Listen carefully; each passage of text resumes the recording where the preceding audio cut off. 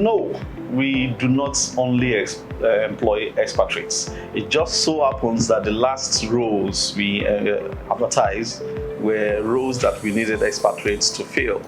So in the last 1 year, for example, we've recruited over 60 people. Out of that 60, just 3 are expatriate roles.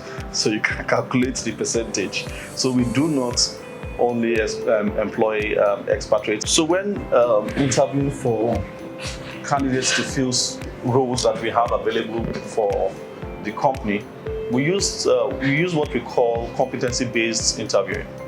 And what that means is that before the interview, we have sat down with the business owner or the process owner or the line managers, and we've asked them to list for us the competencies required to succeed on that job.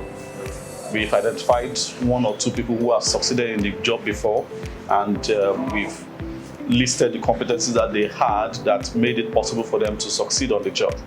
And so we build our interview questions based on those competencies, or identifying those competencies in the candidates that come before us. Every job advert don't need to come and do not come with 5 to 10 years experience. Again, I believe that question is coming from the recent adverts we made, which were for expatriates and for some very, very technical roles. For most of our very technical roles, yes, we would require some level of experience, and most of the time we require 5 to 10 years experience. But those are not the only roles that we have. There are many other roles we have that's a 1-year experienced person, 2 years experience is able to do well. It's not a question of being appropriate or inappropriate. So an interview is a negotiation table. You come in with your skills. The company is coming with its resources. If you present the skills and competencies that are required by the company will hire you in exchange for a reward.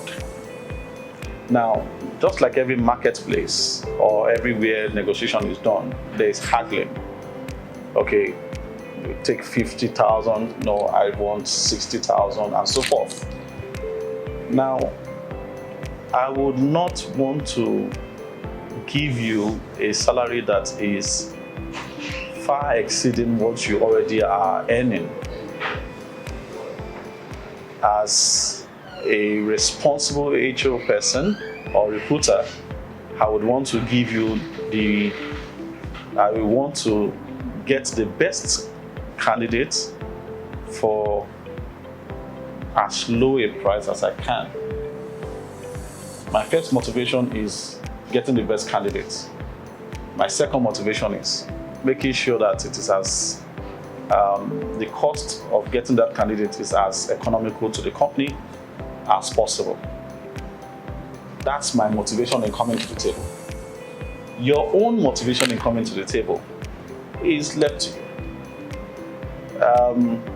In some other context, if I were doing this in another world that I do such things as this, I will be coaching you what you should say and what you should do. But in this context now, I'm the recruiter. And so I will just say that,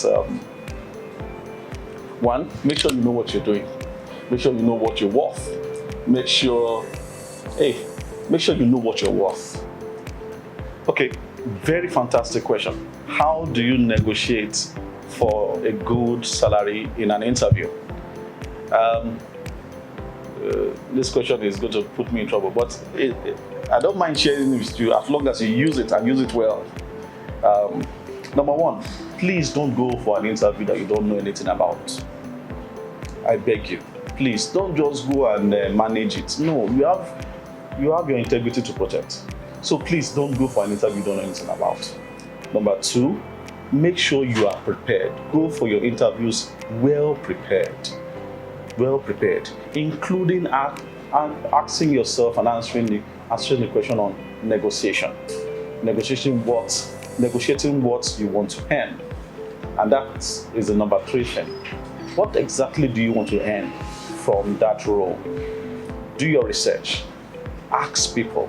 Number 4, if you have obeyed the first 4 rules, what it means is that before usually the negotiation, the financial part of the interview comes later on.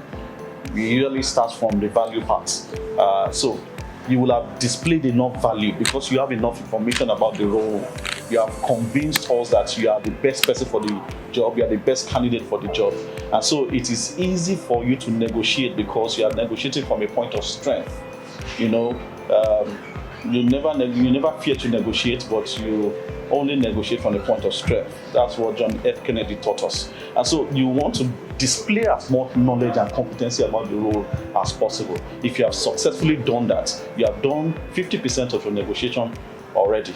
When the time comes to negotiate, again, as I said, before the interview, you have decided how much you want to earn from the job. Tell them what you want to earn. Okay, for this role, I like that the value I'm giving is rewarded with 600,000 naira net, or 600,000 naira gross, or if you know just put it like that on a monthly basis, or you can say 7.2 million naira on an annual basis. Right? The likelihood is that they will tell you, okay, no, why would we give you that? Particularly if your previous salary was, say, 200,000 naira. We would naturally say something like, why are you going to punish us for the gap in the reward that you have been getting? Why would we pay you so much if you have been earning so less? And then we should answer something like, I'm asking for that because that is the value that I know that I can command. I believe you're asking me to come into the system to solve some problems. Those problems, I have a track record of solving them in time past.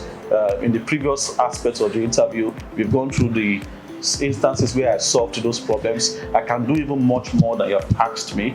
All I'm asking is that the company takes the opportunity of allowing me to solve those problems for the company. Say something like that. Let them be confident in the value you are bringing to the table. Make a case for value. Don't do transaction. Do value. Talk value. Don't talk transaction. If you talk transaction, then that's principle of giving you the salary you were earning before in your previous place will stand. But if you talk value, value is anything that anybody calls it. But what is value to me is not value to somebody else. And so our assessment of the reward for value is different. It can go up, it can come down. So value is where you can score that high price or that high salary, and that is where you should play. Don't play in transaction, play value. So every staff in SIFAX Group is valuable to us, and it's important for them to see advancements in their status as they continue to work for SIFAX. So we have performance management in place to assess the work that everybody has done over the course of at least a year. This information on the performance of each staff is gathered on a monthly basis, and the cumulated information is what we use to assess everybody's performance at the end of the review period. Based on the level of performance, people are rewarded.